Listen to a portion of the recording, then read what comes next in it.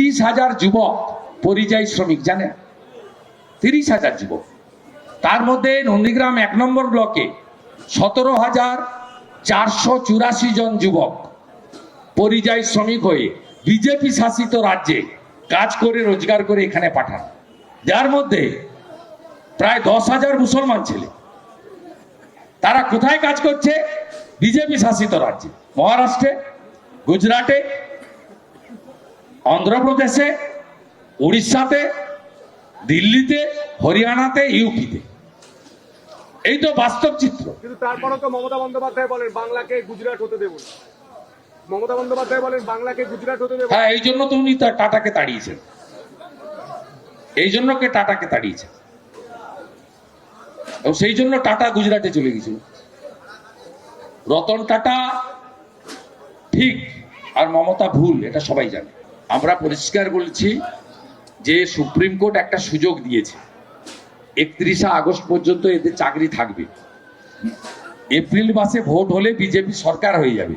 BJP সরকার হলে আমি কথা দিতে পারি, যোগ্যদের তালিকা নিয়ে আমরা সুপ্রিম কোর্টে গিয়ে বলবো যে যোগ্যদের চাকরি ফিরিয়ে দেওয়া হোক, অযোগ্যদের চাকরি বাতিল করা হোক। প্রত্যেক বছর এসএসসি হবে, ওএমআর সিটে চাকরি হবে। বেকার ছেলেরা ফর্ম ফিল আপ করে আসবে, এক্সামের একটা কপি বাড়িতে নিয়ে আসবে। এখন রেলের পরীক্ষা তাই হচ্ছে, এবং রেলে পশ্চিমবঙ্গে সেন্টার করছে না, উড়িষ্যাতে সেন্টার করছে। যেহেতু এখানে পরীক্ষা সেন্টারও অর্থের বিনিময়ে প্রশ্ন বলে দেওয়া হয়।